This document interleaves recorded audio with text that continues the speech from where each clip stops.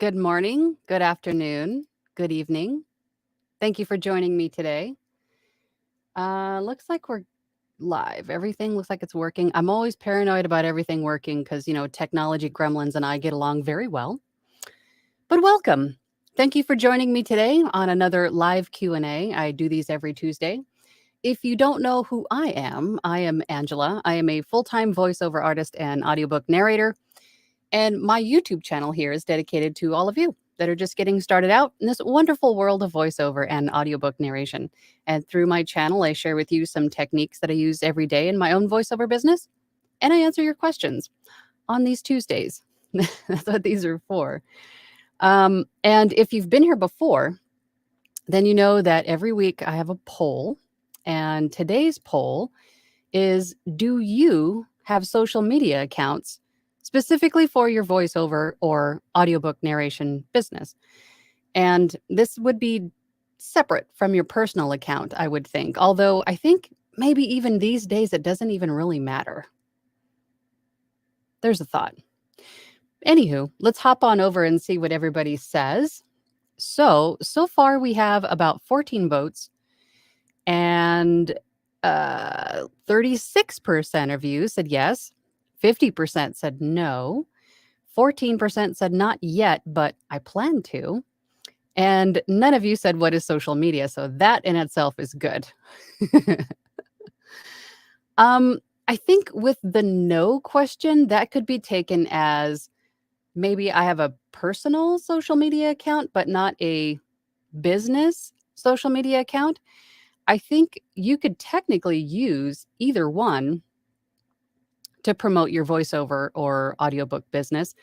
I think having a social media account for your business, whether personal or business account, is crucial, especially right now.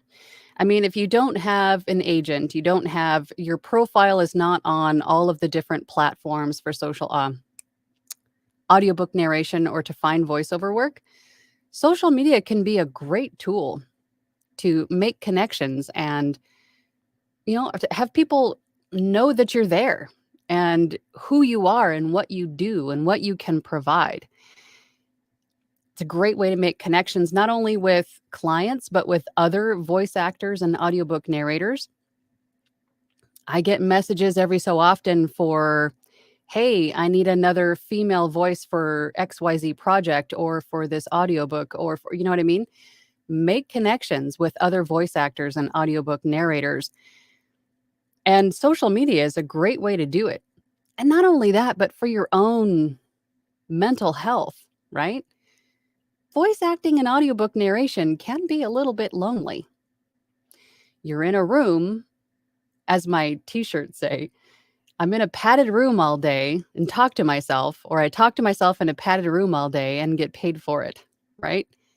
It's kind of lonely because it's a solo sort of a thing. And especially if you're full-time, you're in here all day, sometimes all night, all by yourself. So making connections again with other voice actors and audiobook narrators is good for your mental health, just to connect and to speak with other people that speak your language, that understand the lingo, or for someone can answer your questions like me. That was another reason why I wanted to do this YouTube channel, just to connect with other voice actors and audiobook narrators, and hopefully in return, we can all connect together, right? All right, let's hop on over to the comments. Well, we got a lot of people in here today so far. Thank you for spending some time with me today. First in, good job. Number 1, Rustic Hillbilly. Good morning from Oregon. Well, good morning from Phoenix. What's the weather like in Oregon today? I always want to know. Oregon is beautiful. I always miss Oregon. Today it's 100 degrees already here in Phoenix, and it's only 9 o'clock in the morning. Michael V is here. Yay, it's Tuesday. Thank you, Michael V, for joining today. Renee Thompson is here. Good morning. Thanks for joining. Hello from Richmond, Virginia. I'm new to voiceover, first time on your live Q&A. Excited to be here. Thanks for all you do. Well, thank you for being here and for leaving a comment. I appreciate that, and welcome. Welcome to this live. If you have a question regarding, since you're new, if you have a question regarding voiceover or audiobook narration, please type it in the chat. And just keep in mind for anybody watching, there's no stupid questions. We all start at the same place in any new endeavor, right? We start at zero.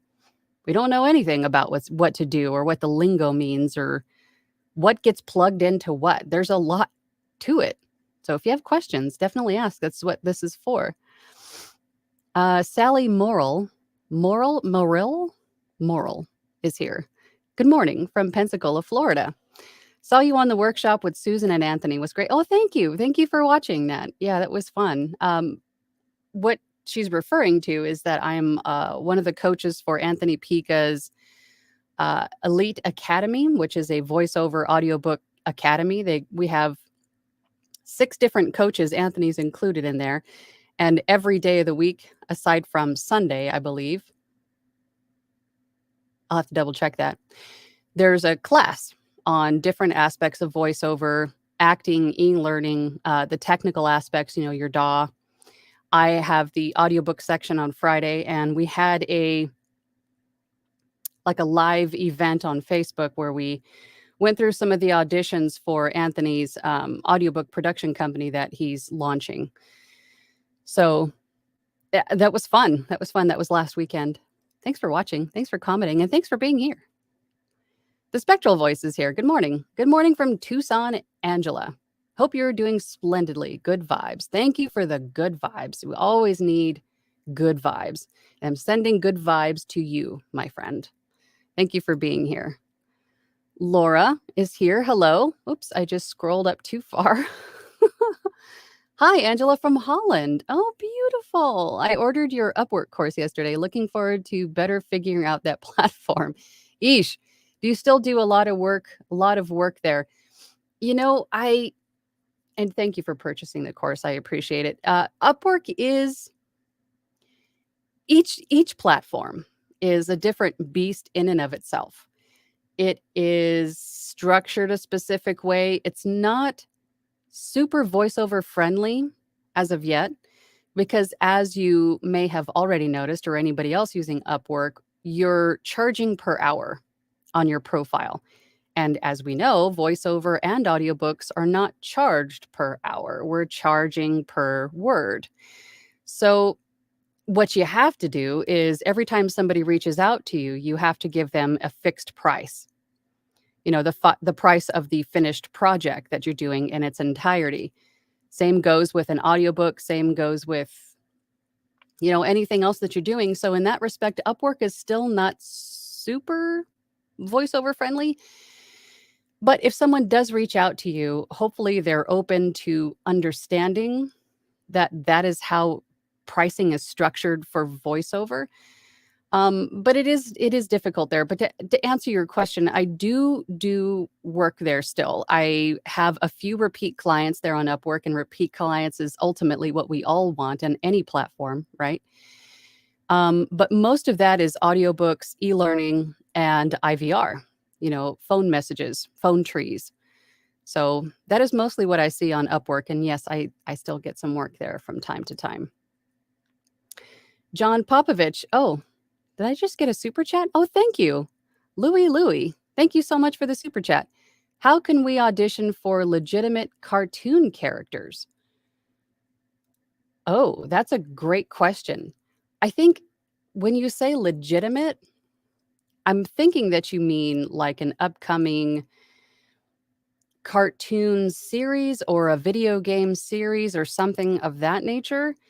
That in itself takes a little bit of time to get up to that point. And by saying that, I mean, I haven't heard of a whole lot of larger companies or companies starting out new cartoon series or video games and then looking on places like, don't get me wrong, they do, but not often, looking at places like Fiverr or Upwork or, some of the freelance marketplaces for jobs of that scope. So what that might have to take is for you to directly reach out to some of these production companies, these software developers, these video game production companies, I just had another word, but it just flew away. Getting old stinks. Or having an agent help you to find these companies and make connections with these companies. I think, and again, not to say that you can't find these on places like the freelance marketplaces like Fiverr, Upwork. You can. And I've actually done a few smaller characters, NPCs and stuff like that. Um, I'm typically the computer's voice because I have a voice that is similar to Siri and Alexa, and I can do a pretty good animated voice. So I have found stuff like that on Fiverr and Upwork for that matter. But I think for something when you say legitimate, I'm thinking legitimate to you would be like a major series or a major video game, but those would take direct connections, I think, or having an agent help you find those, I would think. Oh, I totally skipped this one. John says, but thank you again for the super chat. I really appreciate that. It was very sweet of you. John says, good morning, Angela. I have social media accounts, but I guess since my business is still in its infancy, it's a struggle to get followers outside of my friends. Is content the answer? Anybody who does anything on social media will tell you that consistency is key. Whatever it is that you decide to post on any social media platform for that matter, consistency is key. Whether you're posting content daily, weekly, monthly, whatever you decide to do, whatever schedule you decide to do, it has to be consistent because that helps you in the algorithm, to be shown and boosted and to be recommended to other watchers, listeners, users that are looking for the same sort of content. But the content itself doesn't necessarily have to be you doing voiceovers all the time or audiobook narration all the time. You can have a social media account that shows your personality, shows who you are, having some fun with the kiddos, going outside and nature, and then sprinkle in some content that is inspirational, um, informational. And then you could also say, hey, by the way, I'm doing this really cool cartoon character audition, if you're not under NDA, of course. Or if you're narrating an audiobook, you can record yourself sort of like a behind the scenes, sort of a short video clip and say, hey, I'm recording this audiobook today. Why don't you hang out with me for a minute, 2 minutes, however long the post is. Personally, I love that stuff. And I know that other people do. And if they're an author that just happened to stumble upon your page because of the same sort of content that they look at, the algorithm brought them to you, and then they see you narrating an audiobook and they go, that's the voice I had in my head the whole time for this book and this book, right?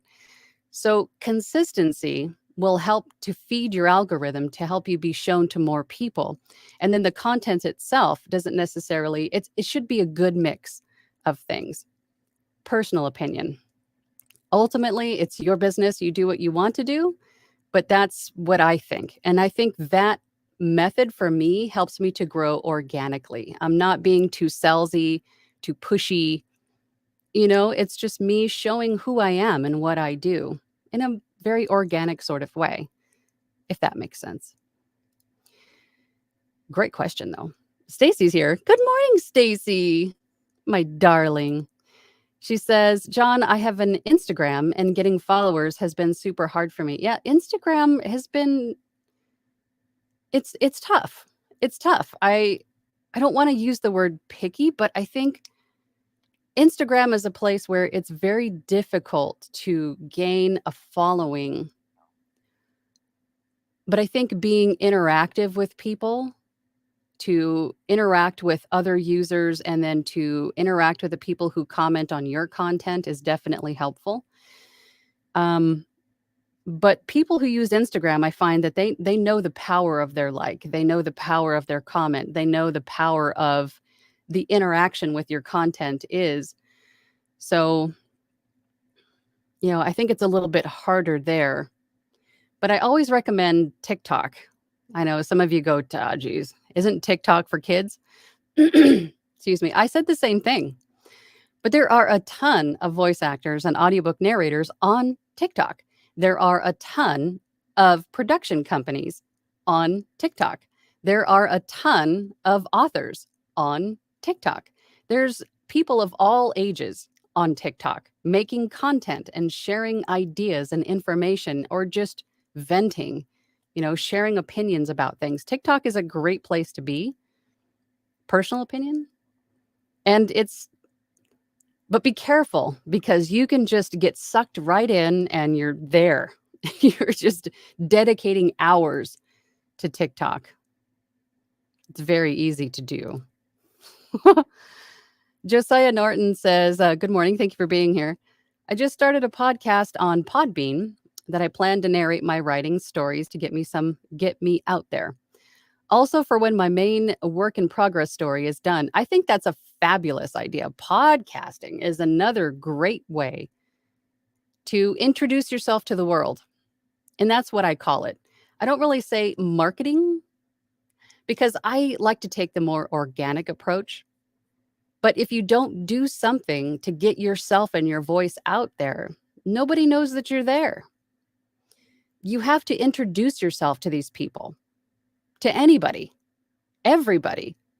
And by doing that, I think the best way to do that is to get on social media or podcast or get on YouTube. I guess those are all platforms of social media, sort of.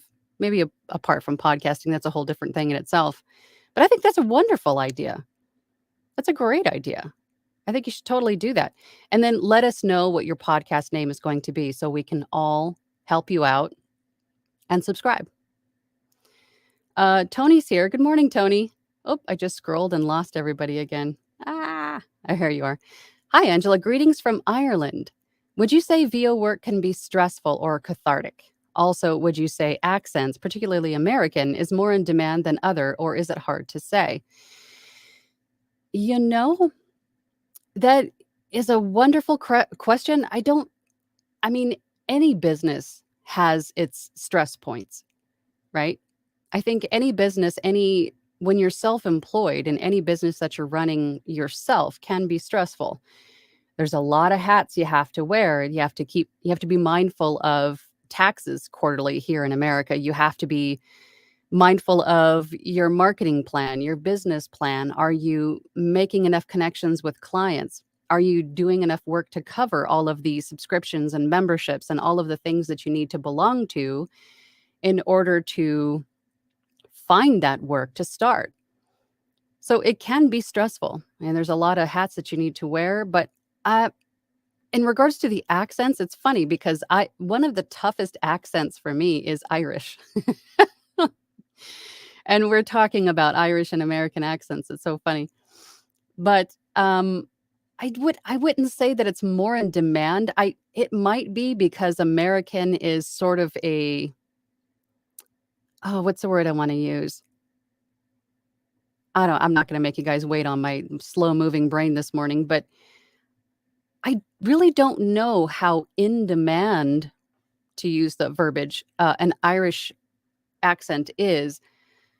However, you could have been very useful for me when I had an Irish accent to help me get it right. I would say definitely look around and see what you can find. If you can teach yourself to use an American accent or a Spanish accent or a German accent or an Australian accent, any kind of accent that you can teach yourself to do is definitely going to be beneficial and definitely broaden your horizons and what you can lend your voice to. So I would have to say generally Americans probably more in demand, but you can teach yourself to do an American accent, which I think is just going to make you that much more versatile, or any other accent for that matter. I need more coffee.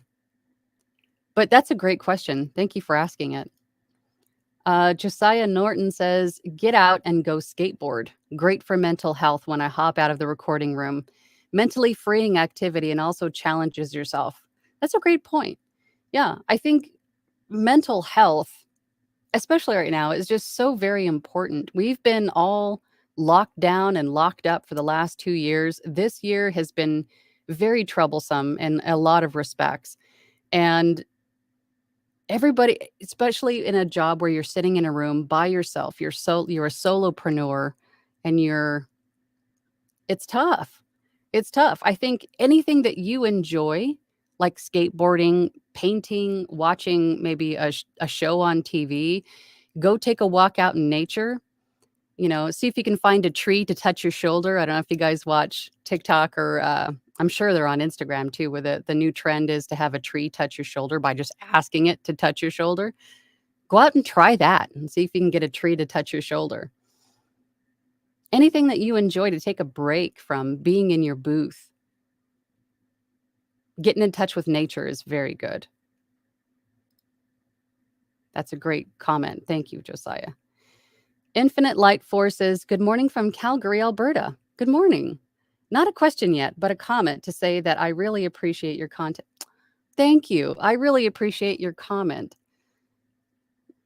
See, this makes it all worth it for me to know that I'm actually, that this time and this effort is valuable or informational, helpful, in the very least to anybody. Thank you for that. I appreciate that.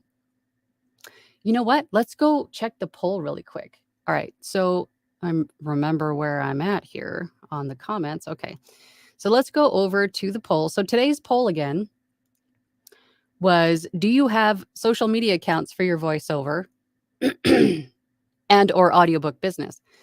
Right now we're at 33 votes and looks like 36% of you said yes. 42% of you are down to no. 21% said not yet, but I plan to. And then none of you, thankfully, said, what is social media? I threw that one in as sort of like a boon, just to see if anybody would say, I don't know what social media is. Okay, good. But again, I think the no, I think a lot of people might have chosen no because your understanding of social media for your business should be a business social media account. And I think it really could be either way. I think you could use your personal account to market yourself. However, the only thing to keep in mind is that if you're using your personal social media account to make content, driven towards making connections with companies and authors and all of that, that you don't have anything questionable or embarrassing, incriminating on your social media accounts, because as you know, everything that you put on the internet is there forever in some respect or another. So if you have anything questionable, unsavory, something that you don't want a client to see, then you might want to consider creating a separate business account or maybe removing some of that content. That is the only thing that I can think of that would require making a whole new account for your business. So something to keep in mind, I think. All right, let's hop back over to the comments. And then now I have to find where I left off. Okay, here we are. Aaron Merg, regarding social media, because I am a government employee, I have not used social media for the past 7 years. Yeah, same goes with, I was working with a lawyer who had just applied for the bar. Same thing. They do all the background checks and stuff. And so she's very down low key, no social media or anything. So in that respect, it would be very difficult for sure. So starting out in VO now, I'm thinking of just starting with a pseudonym. You could, or like a stage name, perhaps. Um, However, whatever you do choose to use as a name, and I know some people who have done just that, but the thing to consider that if you're using like a stage name or a pen name or a pseudonym, then you're going to have to keep that name consistent through everything. Your website, your social media accounts, your profiles, everywhere. And then, of course, you might want to even consider adding that as a DBA to your LLC. Because the reason I say that is because if you're on multiple platforms, social media accounts, someone somewhere is going to want to Google you. Clients will Google you. I've had that happen many, many, many times. So, for example, if they find you on Fiverr or Upwork or ACX or any of the platforms that you're on, but don't want to work on that platform for whatever reason, they don't want to pay the 20% fee. They would rather work directly with you because they don't want to do the escrow and all of that stuff. Whatever the reason is, they want to work with you directly. So they Google the name that's on your profile. They need to be able to find you. They might even want to take it a step further and not just contact you directly, but also see what you're about, to see what kind of person you are, because they might have a big enough business that they're conscious about everybody who represents them in any way, shape, or form. So they need to be able to find you, social media, everything. So that would be the only thing that I would consider. It might be a little bit more work to have everything consistent in this other name, the stage name or whatever it is. And then, of course, the DBA for your LLC. I mean, there's probably going to be a little bit more work to it, but you totally could. I don't see why you couldn't, but definitely check with, an attorney to see if there's any other implications or any other, considerations in doing that. But I know a couple people who do that for, various reasons. Good question. JCCAOL is here and says, I have a new Audible suggestion. If anyone is into Sherlock Holmes, there is a new program, Mori, I can never pronounce that name. Moriarty, The Devil's Game, with Phil Lamar, Dominic Monaghan, Billy Boyd, and Lindsay Weisler. Is it Whistler or Weisler? Very good. And where does this program, where is it shown? Where is it not published? Is it like on a specific channel like Hulu or Netflix or something? I'm going to write that down though. The Devil's Game. Thank you for that. Ah, the evil leprechaun. Are noise gates a bad thing? Noise gates have a very specific sweet spot for every person and every situation. They can be very good if you have a big noise problem in your space, regardless of where it comes from, that you just can't remove. And I always recommend, just to backtrack a little bit, I always recommend that whatever problem you're experiencing in your audio, try to find the root of the problem and remove it. Move it away, turn it off, whatever it is, just so you don't have to add any effects or manipulate the audio in any way to remove the sound, because that, of course, you risk the chance of degrading or like destructing the sound of your voice. So if you can remove the noise to begin with, do that. But if you can't, then a noise gate would definitely help you to help reduce the sound of that noise.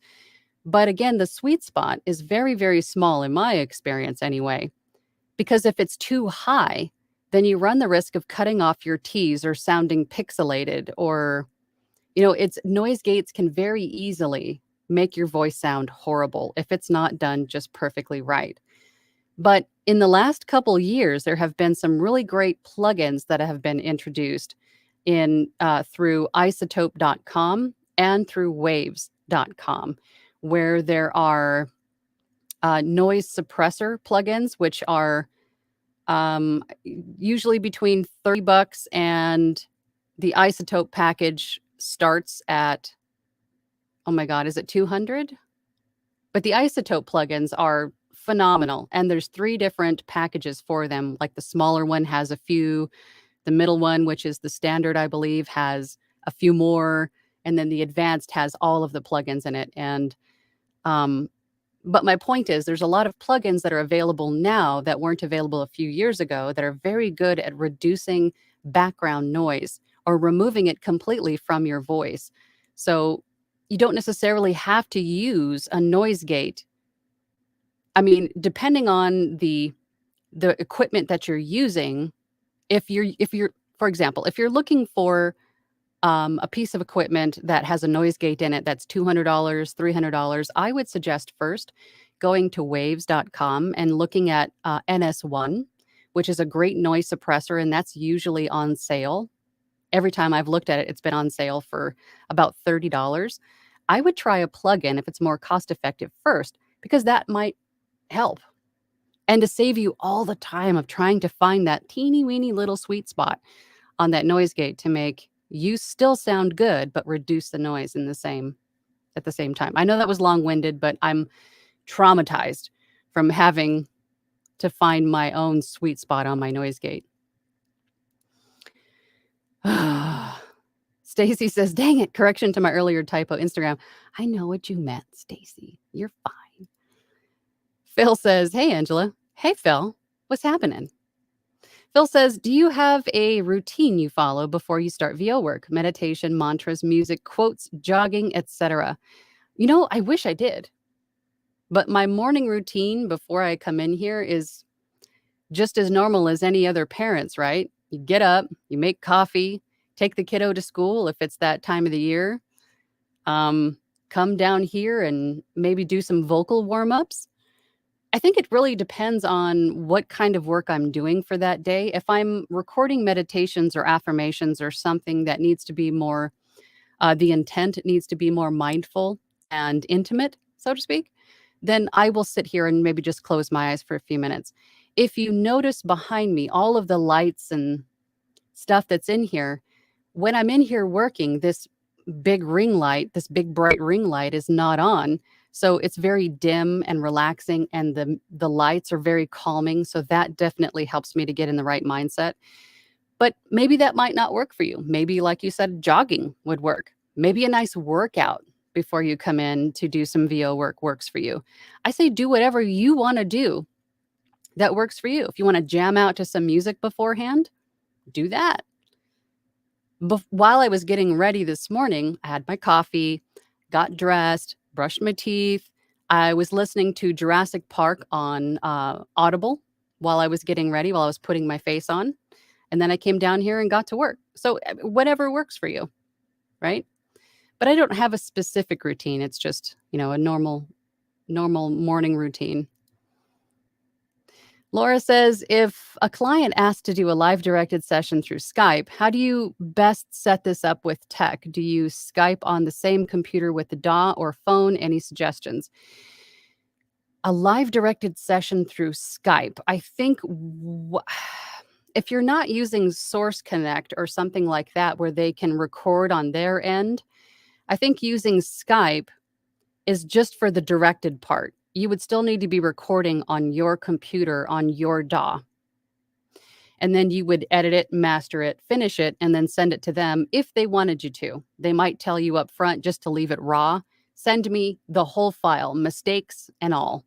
And then you just send them the file. So I think through Skype, that's how it would be done.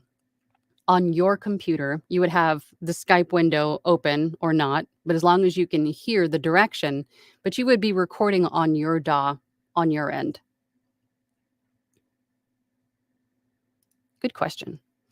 Brittany Beck says, "I have a hard time coming up with audiobook content for social since I haven't done a lot of projects yet."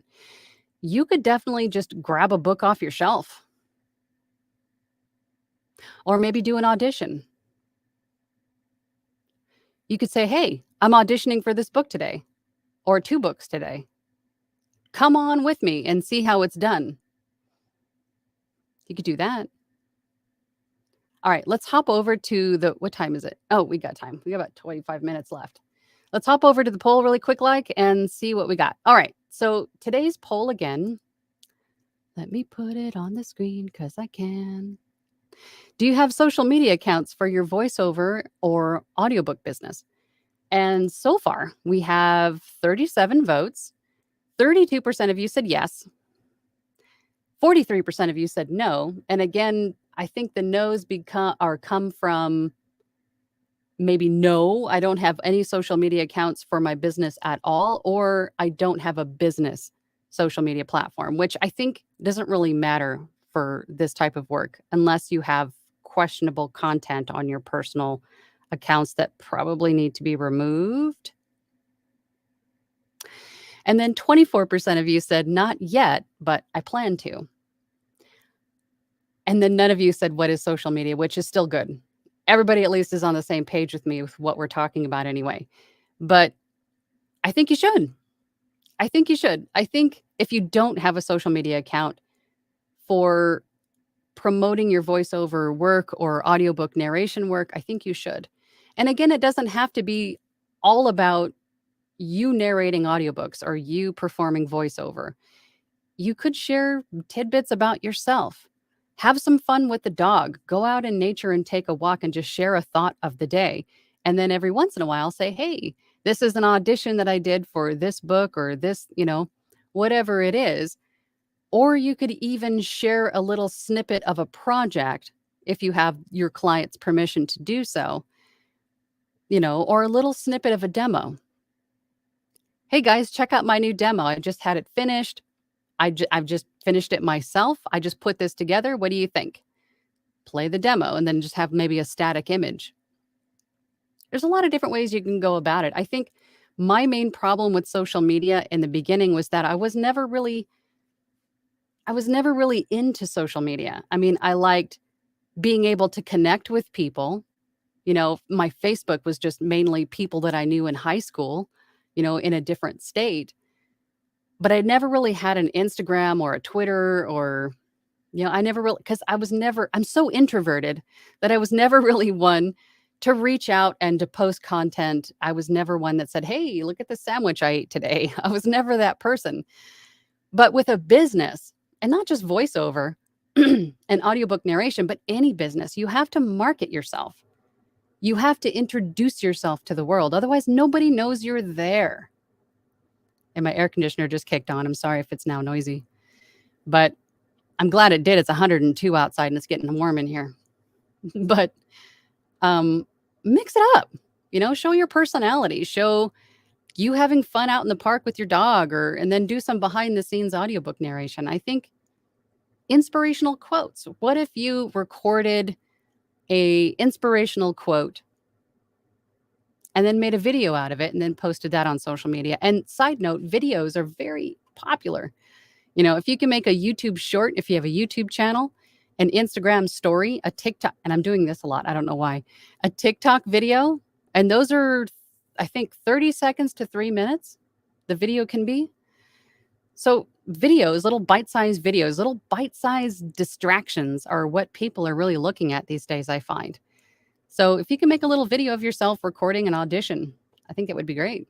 And then just, sprinkle in some other stuff. I can feel myself. I'm going on tangents. I got to reel myself back in. Oh my God. Okay. Where did I leave off? My God. Louie, did you send me another super chat? You did. You rock. Thank you so much. I'm sorry I missed that. I thought this notification was for the last one you sent. I really appreciate that. Thank you so much. It says Angela in the house. How do I find my Sharon Osbourne of voice acting agents? Or a really good one. Oh my gosh. I think Google searches. Making connections on LinkedIn is probably the best way to find yourself an agent. Because I think sitting back and waiting for an agent to contact you you'd get so much more benefit in time to just find one yourself and reach out to them and ask them if they have room in their roster, if they're interested in putting more people on their roster for voiceover or audiobook or whatever it is, and ask them if they'd be willing to listen to your demo or to meet with you in person if they're in your area, if they're local. I'm actually in the process myself of reaching out to agents. I haven't reached out yet. I'm in the process of, as they say, getting ready to get ready, right? I've already got a few names down, and I'm trying to, in my head, figure out the best way to approach this. Email, do I call them? And if they're local, do I just show up? I don't think so. I think what I'm going to do is probably email and say, hey, do you have a place or room in your roster for a voice like mine? Would you be interested in maybe taking a listen to my demo? I think that's how I'm going to approach it. But I found them just doing a simple Google search, looking for talent agencies, representation. I think you can use just a few different types of keywords that roughly describe or loosely describe an agency and see what you come up with, and then reach out to them. Thank you again for the super chat. You're awesome. I'm sorry that I missed it earlier. Thank you so much. I appreciate that. Okay. I have to find where I left off. Louis says, yes, major league stuff. A voice agent, got it. Thanks. I need one of those. I need to find me my Sharon Osbourne of voice acting. Me too. When you find her, let me know, because I think that would be a hoot. Aaron Sawicki says, I started getting gigs on Fiverr and had someone send over a sample for me to edit before the offer stage. The audio was rough, and they asked me to revise it 4 times. How many samples is too many? So I had someone send over a sample for me to edit. If someone asks me for a sample, it's generally about my voice, right? They want to hear my voice with their words. And I'm okay with sending them a short complimentary sample, meaning a sentence or two, because that's still my time, right? And you don't want to record, if someone sends you a sample script and I said, hey, I would like to hear a sample of this, don't record the entire script, because you don't want to inadvertently give them the entire order for free, right? So a sentence or two, I think, is sufficient. But in your example, I think, or in your case, rather, I think it sounds like they're having you edit audio. So if they're asking you to revise a sample for free, I wouldn't do that. I wouldn't do that. I have a podcast audio or a podcast editing gig. And when people ask me for samples of my work, I tell them, well, these are the channels that I've edited for. I edit for 30 different channels. And what we could do is we could do one episode and see how it goes. Because as you know, if you are editing audio, especially other people's audio, it takes time. A 1-hour podcast can take you up to 3 hours to edit. So I don't do editing as a sample for free because it takes too much time. It takes too much time to be complimentary. There's a lot involved in editing audio. And I would tell them, no, at this point, it looks like we're probably not going to come to a mutual agreement. Maybe I'm not the right fit for you, and move on. Or you can say, let's place an order so I can be compensated for my time, and then offer them unlimited revisions if you want. But I would not be sending them a sample for free and then revising it multiple times. It's a sample. It's not an order, so to speak. But you can take everything that they tell you as constructive criticism to, file away as things to improve upon going forward. So even that is still a valuable learning experience. But I would say it's time to move to an order. Donnie Lansdale is here. Hi, Donnie. Good morning. Good morning. Just about finished with my second audiobook. I'm also excited about the success of my podcast, Everyday Monsters. I'm getting listeners from all over the world. That is fabulous. And you know what? Your intro and outro are absolutely amazing. The voice is very familiar. But everybody go check out that podcast, Everyday Monsters, because it is very, very interesting content. It's creepy. And if you like scary stories and stuff like that, definitely go check it out. Donnie says, almost forgot. Thank you for allowing me to contribute as a mentor on your VO workshop. Absolutely. Absolutely. I think if you have skills and knowledge that you're willing to spend time sharing with someone else that may not know, sign up to be a mentor on my Facebook page, the VO workshop. I have the option on my Facebook page for you to mentor. Of course, it's all free, right? It's all peer to peer. But if you have the knowledge and you want to pay it forward, you can sign up to be a mentor there and mentor someone just up and coming that may have a few questions. So I think that in itself, thank you for doing that. It's a very noble thing to do and a great way to spend your extra time in helping other people get started. So thank you for doing that. Josiah Norton says, thank you. The podcast is called Ramblings of a Storyteller. Everybody got that? Ramblings of a Storyteller. Go check it out and subscribe. Support our peeps. Support the community.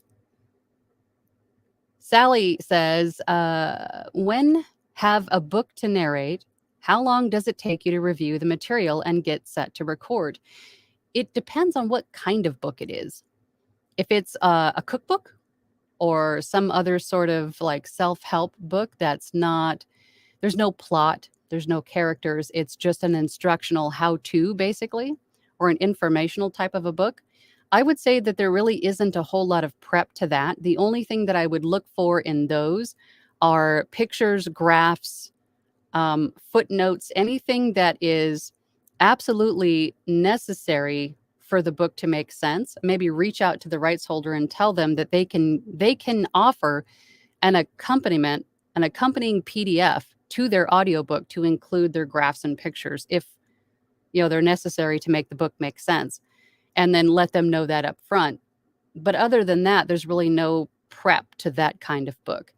But if you have a book that's got plot, it has a plot and multiple characters, I would definitely take some time and read through that book, get an idea of what the beginning, middle, and end is, what the intent and purpose is, how you should read it, the attributes of the characters, male, female, maybe they have a mushed in nose, maybe they're hunchback, maybe they have no teeth, because you want to be able to incorporate accents. You want to be able to incorporate those attributes into your characters' voices. So if it's, a self-help type of book, then there's not a whole lot of prep. You just want to look it over and make sure that all of your questions are answered before you start. But if it's more of like a fiction, then you might want to read through it and get a good idea of how you're going to approach it, for sure.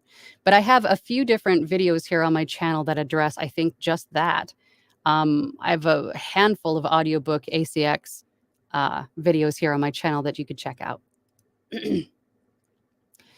Michael V says, at Tony, watch Crown Stag voiceover for marketability with UK accents. He is Scottish. Crown Stag. Why does that sound familiar? He's on YouTube, right? Crown Stag voiceover? Yeah, I think so. Crown Stag voiceover. I might go check him out again. I think I subscribed to his channel. I recognize the name, but I'll have to go check it out too. Stacy says, I have a meeting and I have to head out. Thank you for your advice, and I'll see you Thursday for the Platinum member meeting. Hugs and kisses. Thanks, Stacy. Thanks for stopping in and spending a few minutes with us before your meeting. I appreciate that. I look forward to seeing you on Thursday, just a few days. Michael V says, later, Stacy. Later, Stace. See you later. Tony says, all the kids here speak with American accents in Ireland. They say it's from watching TV and playing with US gamers online. And I think that was the reason why I was saying an American accent might be more of a preference, just because of its usage just about everywhere, YouTube, TV shows.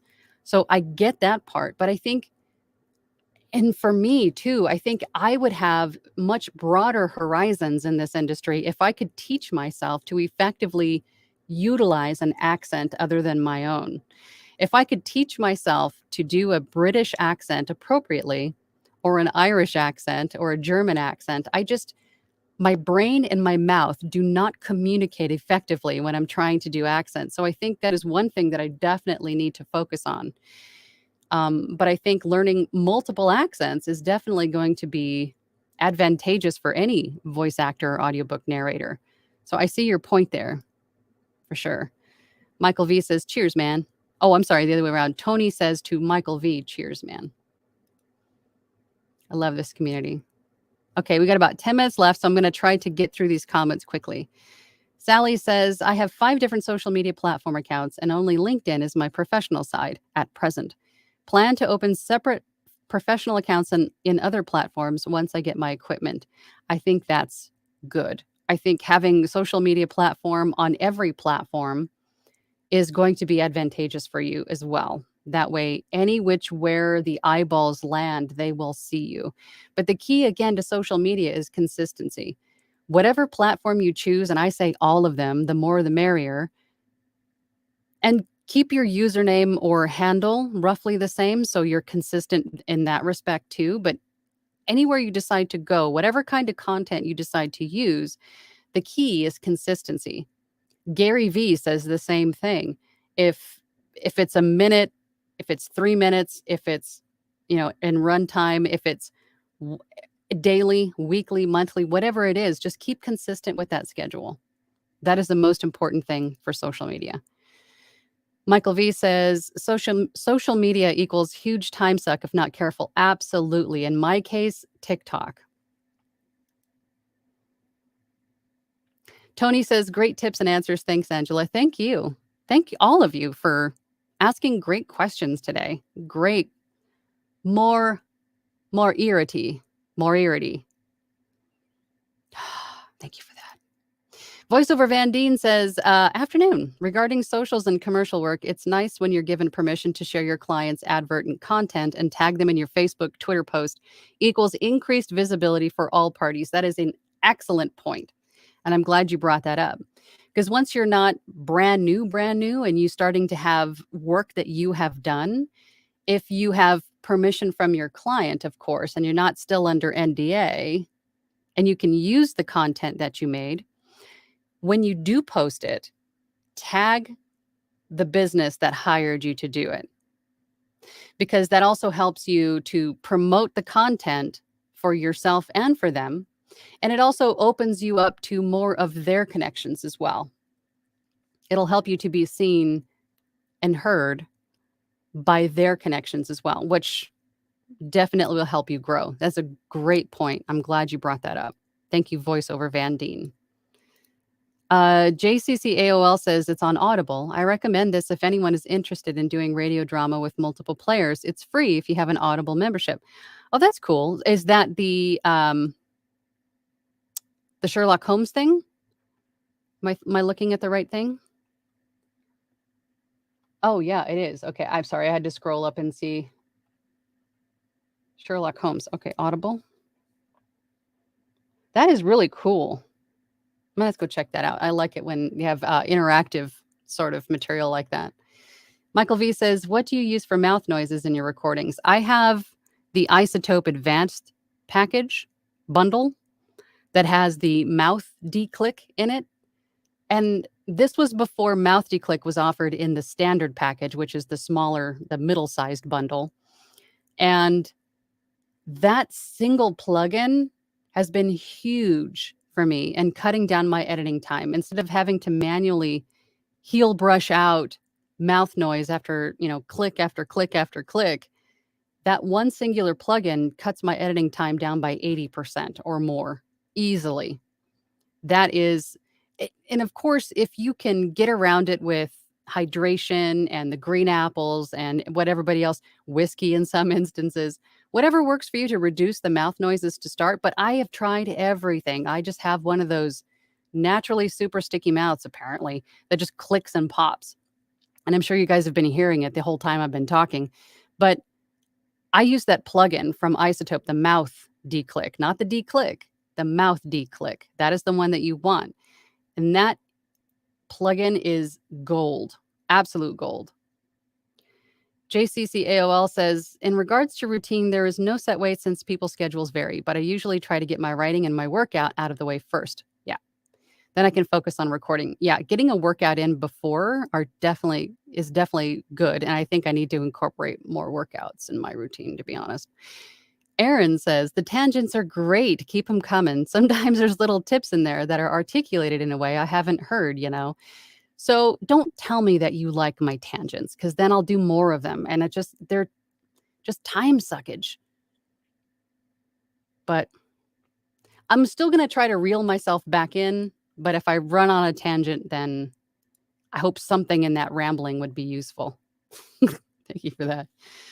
Renee says, "In order to teach in public schools, I must apply for and maintain a teaching license. Is the same true for voiceover work?" There's no license for voiceover work. You can start completely freelance. There's nothing needed. I think at some point, if you decide to make this your business, you would want to make it an LLC, make it official. But there's no licensing or certifications. There's training needed. There's a lot to it. There's a lot to learn in terms of interpreting your script and intent and your audience and your DAW, the equipment. There's a lot to it, but no licenses or certification needed. Nope. Tony says, Bill Dewey says he has agents, but they hardly ever get him work, but keeps himself busy via websites like Fiverr, etc. Absolutely. I think diversifying where your money is coming from is definitely beneficial. There are a ton of voiceover artists that I know that strictly work with either their agents, and then there's some that have a little bit of everything, right? They have agents and they're on voices.com, they're on Voice 123, they're on Fiverr, Upwork, they're everywhere. So they have every single opportunity or every single type of source of income for voiceover. So again, any which way you want to do it is whatever your business model is, then do it. But even Bill DeWeese does it that way. You're absolutely right. He has agents, but then he's also on Fiverr and he's on all of the other sites. So I say go for it. But I like to have agents too. I think that would just be another stream of potential income. Michael V says, "Approaching agencies can be as simple as, 'Hi, I'm a voice actor. Are you accepting demos?'" Yeah, I think for me, in my brain, I'd want to kind of smooth it out a little bit. Make it more appealing. Aaron says, Sawicki. Aaron Sawicki. Aaron Sawicki says, "Okay, great. Thank you. Yes, it was an editing noise reduction." Yeah. Yeah. I wouldn't do multiple revisions for people as a free sample. Right. Aaron also says, "Okay, great. Thank you. Yes, it was a noise reduction gig and they sent over rough audio that may not be salvageable." And just as a side note, if you are offering a gig that is audio repair or editing or anything like that, please put a disclaimer in your gig that not all audio is usable, right? Not all audio can be repaired. And I always want a sample. If someone comes to me and says, "Hey, I have this podcast and my guest's track is absolutely horrid. Can you save it?" I say, "Send it to me. I want to take a listen." Because once you have the ear for what you can do with your DAW, then you can be able to tell them quickly. Or even if you don't have the ear, download it, put it in your DAW, play with it a little bit, and then just tell them, "Yes, I can make this sound better," or "No, this is just beyond repair." Right? Um, all right, we got to wrap this up. Let's see if I can get through these quickly. Oops, skipped one. Sally says Neil Glasgow is Crown Stag. Oh, yeah, the guy on YouTube we were just talking about. JCCAOL says, "I just signed up for Everyday Monsters and Ramblings of a Storyteller. Looking forward to it." Great, everybody. I appreciate that. Please support each other. We need each other in many respects. I appreciate you guys doing that. Junior says, "Hey, Angela, what is wrong with me? Hey, Angela, hope you're having a good day. Just had a quick question. What is a retail sample for ACX?" The retail sample for ACX is a 5-minute to a 5-minute sample of the book that you just recorded. It's typically either the first 5 minutes of chapter 1, the first 5 minutes of the introduction. I usually use the introduction if it's there, because that is usually a short synopsis or purpose, or you know what I mean? It's kind of gives the listener an idea of what it is they're about to listen to. But ultimately the retail sample is what, if you're a member of Audible and you're scrolling through books to choose to use your next credit on, and you have the little sample there that you can press to listen to the narrator, so you get an idea of what it sounds like. That is the retail sample. So you want to choose a section of the book that is interesting, that it's going to hook them in, and then it's also probably some of your best work, right? Because that sample, a lot of the time, is going to dictate whether or not that audiobook gets purchased to listen to. So the retail sample, again, is either 1 to 5 minutes. So I usually try to fit in 5 minutes, but that also includes the head and the tail, right? The room tone at the front and the room tone at the end. So make sure you adjust that section accordingly. I hope that makes sense. Louie, did you give me another super chat? Oh my gosh. Thank you so much. I really appreciate that. I'm just flabbergasted. Thank you. I appreciate that. Thanks for the advice. I'll reach out to you via email when I find connections. You rock. Thank you so much. I really appreciate that. JCC AOL says, I like studying accents, but there are many when you dive into it. Anna Brisbane, Brizzy Voices, has a video where she reads the places you'll go in many accents. Very well done video. There's some people that could just smoothly shift from accent to accent, and it just boggles my mind because my brain and my mouth cannot connect in that same way. But yeah, listening to other actors with different accents is definitely going to give you the best way for me that I have found to even try to get an accent right is to visualize a character, like someone in a TV show or a movie with that particular accent, and just try to emulate them, right? The nuances of how they move even might even help. Yeah. Janice Reese says, hi, VoiceOverAngela and fam. First time on the lives. Love your content and tangents. Don't tell me you like my tangents, because then I won't reel myself back in. I'll just be tangent all over the place.